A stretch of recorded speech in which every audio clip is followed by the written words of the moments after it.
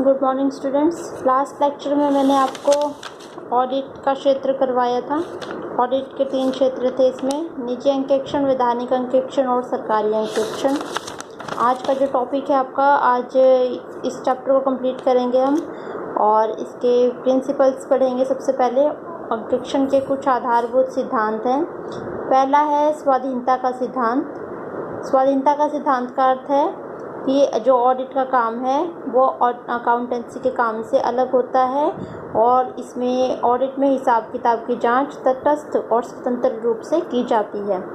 दूसरा है वस्तुनिष्ठता का सिद्धांत। इसका मतलब ये है कि जो खाते हैं आपके, वो उनकी जांच निष्पक्ष रूप से की जानी चाहिए। ऑडिटर क्योंकि बाहरी व्यक्ति होता है, संस्था का व्यक्ति नहीं होता है, इसीलिए उसको खातों की जांच निष्पक्ष रूप से करनी चाहिए। ना ही उसको नियोक्ता की तरफ से कार्य करना चाहिए, ना ही कर्मचारियों की तरफ से कार्य करना चाहिए। तीसरा है सारता का सिद्धांत। संभावित छल कपटों की गहन जांच करनी चाहिए, लेन देनों की गहन जांच होनी चाहिए।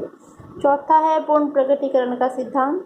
पूर्ण प्रकटीकरण का सिद्धांत का अर्थ है ऑडिटर को सभी प्रमाण, सभी स्पष्टीकरण, रिकॉर्ड उपलब्ध कराने चाहिए और ऑडिटर को भी अपनी जांच के परिणाम की घोषणा स्पष्ट रूप से करनी चाहिए। तो ये 4 सिद्धांत हैं: स्वाधीनता का सिद्धांत, वस्तुनिष्ठता का सिद्धांत, सारता का सिद्धांत और पूर्ण प्रकटीकरण का सिद्धांत। इसके बाद जो टॉपिक है आपका, छोटा सा टॉपिक है ये, अंकेक्षण प्रक्रियाएं क्या होती हैं, प्रोसीजर्स क्या हैं इसके।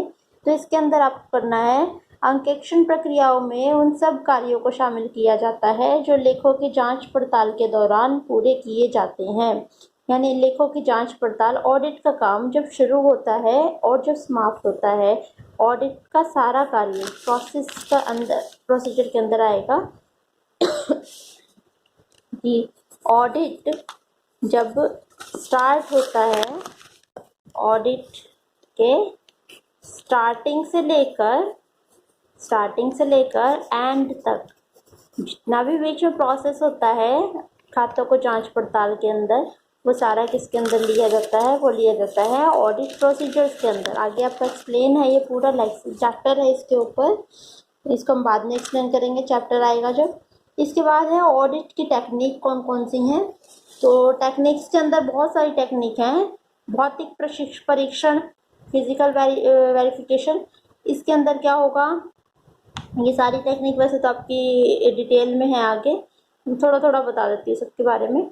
फिजिकल टेस्टिंग वेरिफिकेशन इसके अंदर होता है जबकि खातों की जांच हम ऑडिटर स्पष्ट रूप से देख कर करता है, भौतिक परीक्षण होता है वो। दूसरा है भौतिक गणना, जब वो सारी गणना अपने हाथों से करता है, उनकी गणनाएं और सारी गणनाएं मैथमेटिकल जितनी भी इक्वेशंस होती हैं सबको चेक किया जाता है, तो वो भौतिक गणना होती है। उपलब्ध साक्ष्यों की पुष्टि करना, जितने भी एविडेंस होते हैं उनकी पुष्टि की जाती है, वही एविडेंस जितने भी हैं वो सही है या नहीं है। पुस्त पालन के कार्यों को पुनः देखना, बुक कीपिंग के काम को पुनः देखना, यानी कि आपका जो अकाउंट का कार्य शुरू होता है वो बुक कीपिंग से स्टार्ट होता है। पहले बुक कीपिंग होती है, उसके बाद अकाउंटेंसी होती है, उसके बाद ऑडिट होता है। तो फर्स्ट स्टेप से दोबारा से सारे कार्य देखना।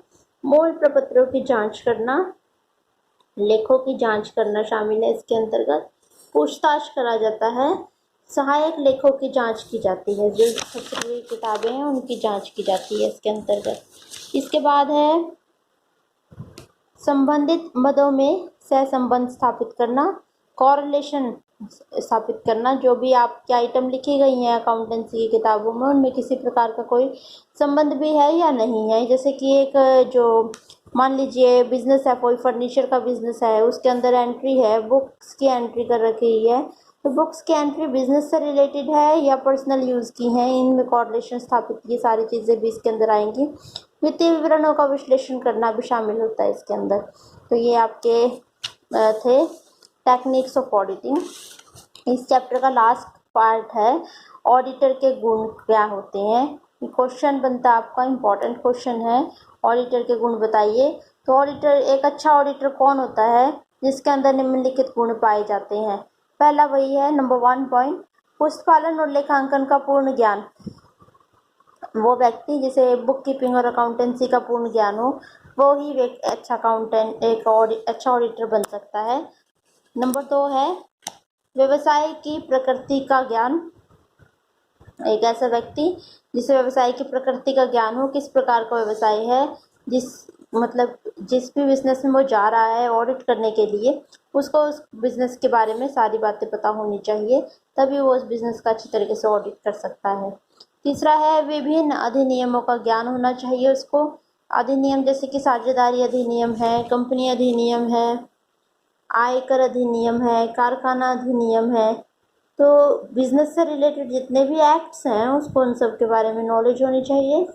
अंकेक्षण कार्य में निपुण होना चाहिए। अपने कार्य में जो ऑडिट का काम करना है उसको, उसके बारे में पूरा उसको ज्ञान होना चाहिए। निष्पक्ष और ईमानदार होना चाहिए। और एक अच्छा ऑडिटर वही होता है जो निष्पक्ष हो, जो ना तो कर्मचारियों की तरफ से अपनी रिपोर्ट प्रस्तुत करे और ना ही नियोक्ता की तरफ से अपनी रिपोर्ट प्रस्तुत करे, बल्कि जो सत्य हो उसको स्पष्ट करे। परिश्रमी होना चाहिए, सतर्क और चतुर होना चाहिए। एक अच्छा ऑडिटर व्यवहारिक होना चाहिए। अंकेक्षण के कार्य में अंकेक्षक को संस्था के कर्मचारियों से अनेक सूचनाओं और स्पष्टीकरण की आवश्यकता होती है तथा छल कपट करने वाले व्यक्ति संबंधित सूचनाओं और स्पष्टीकरण को अंकेक्षक को देने में आनाकानी करते हैं। तो एक अच्छा अंकेक्षक वही होता है जो सहनशील हो, मृदुभाषी हो, विनम्र हो और विनम्रता से सारी इन्फॉर्मेशन प्राप्त कर सके। स्वतंत्र होना चाहिए और निडर होना चाहिए। एक अच्छा ऑडिटर वो व्यक्ति होता है जो स्वतंत्रता से जांच करे, किसी का दबाव नहीं हो उसके ऊपर, और उसको खातों की जांच निष्पक्ष रूप से बिना डरे करनी चाहिए।